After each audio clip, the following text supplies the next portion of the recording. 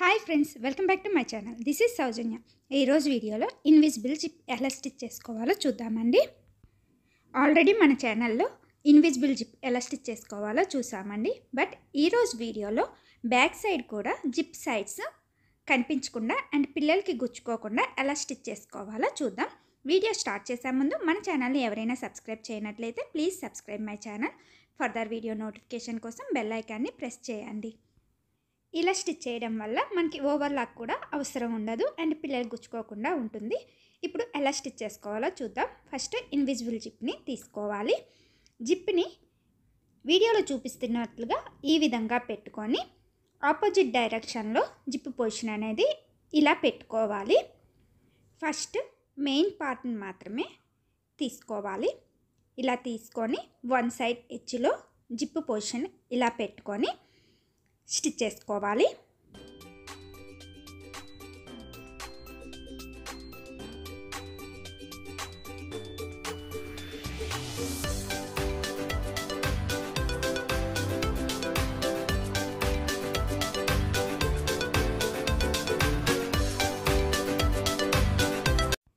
Another పార్ట్ని కూడా తీసుకొని జిప్ ఎనదర్ సైడ్ని వీడియోలో చూపించినట్లుగా ఆపోజిట్ డైరెక్షన్లో ఈ విధంగా పెట్టుకొని స్టిచ్ చేసుకోవాలి.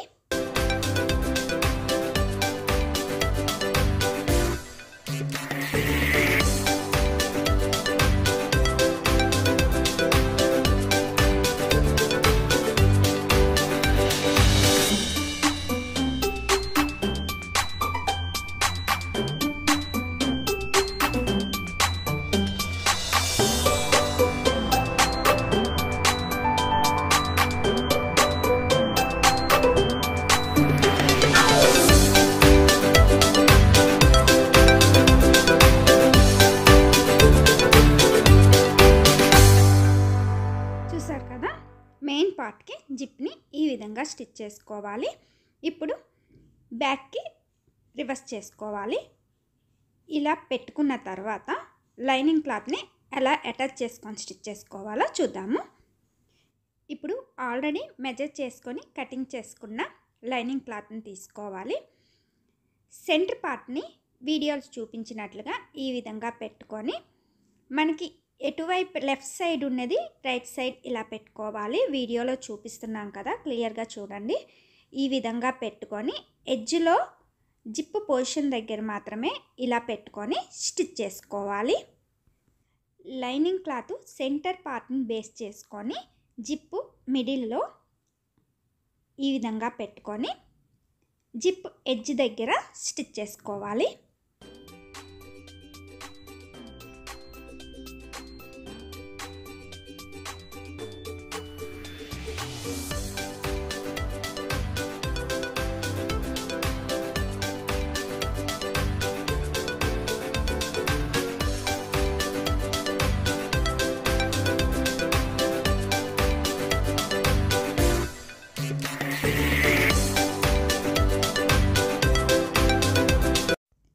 ఇదే విధంగా అనదర్ పార్ట్ని కూడా తీసుకొని సెంటర్ మిడిల్ పార్ట్ని బేస్ చేసుకొని వీడియోలో చూపించినట్లుగా పెట్టుకొని స్టిచ్ చేసుకోవాలి జిప్ ఎడ్జెస్లో.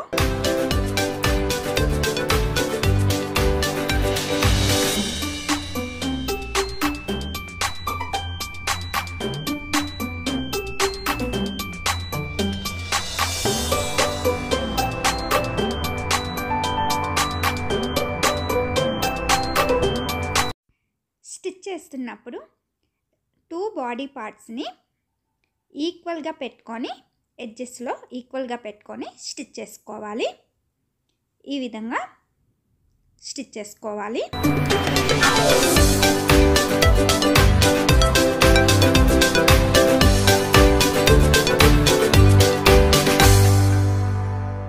చూసారు కదా, ఈ విధంగా స్టిచ్ చేసుకోవాలి. బ్యాక్కి జిప్ సైడ్ ఎడ్జెస్ అనేవి లోపలికే ఉన్నాయి అండ్ పిల్లలకి ఇలా స్టిచ్ చేయడం వల్ల గుచ్చుకోకుండా ఉంటుందండి.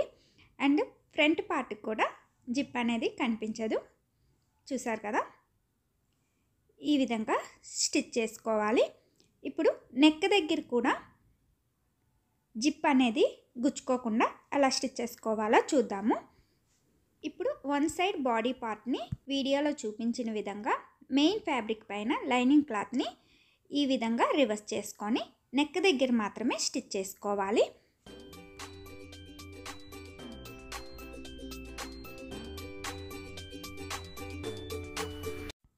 ఇలా స్టిచ్ చేసుకున్న తర్వాత నెక్ దగ్గర ఉన్న ఎక్స్ట్రా ఫ్యాబ్రిక్ని కటింగ్ చేసుకొని నెక్ చుట్టూ స్లిట్స్ పెట్టుకోవాలి. ఇప్పుడు ఈ ఫ్యాబ్రిక్ని వీడియోలో చూపించినట్లుగా రివర్స్ చేసుకోవాలి.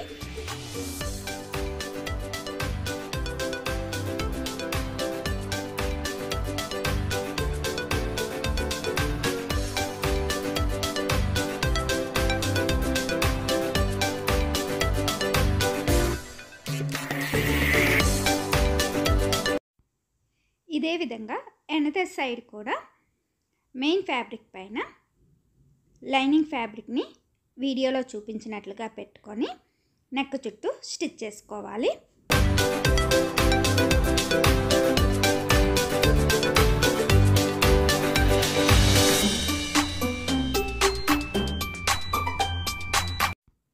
ఇప్పుడు నెక్ చుట్టూ ఉన్న ఎక్స్ట్రా ఫ్యాబ్రిక్ని కటింగ్ చేసుకొని చుట్టూ స్లిట్స్ పెట్టుకోవాలి. ఇప్పుడు ఫ్యాబ్రిక్ని రివర్స్ చేసుకోవాలి. రివర్స్ చేయగా ఈ విధంగా వస్తుంది.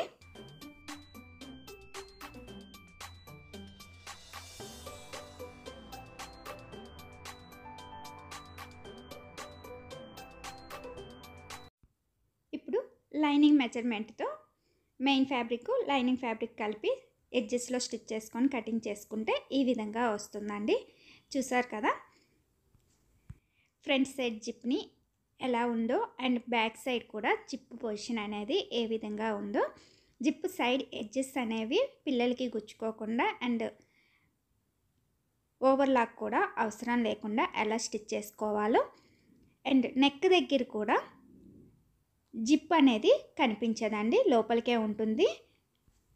చూసారు కదండి back side front side zip అనేది లోపలికి పెట్టి ఎలా స్టిచ్ చేసుకోవాలో. ఈ వీడియో మీకు నచ్చినట్లయితే లైక్ చేయండి, షేర్ చేయండి. Please subscribe my channel. Further video notification కోసం బెల్ ఐకాన్ని ప్రెస్ చేయండి. బెల్ ఐకాన్ని ప్రెస్ చేసినప్పుడు ఆల్ అనే ఆప్షన్ని చూస్ చేసినట్లయితే నేను ఎప్పుడు వీడియో పోస్ట్ చేసినా మీకు నోటిఫికేషన్ వస్తుందండి. Thank you for watching.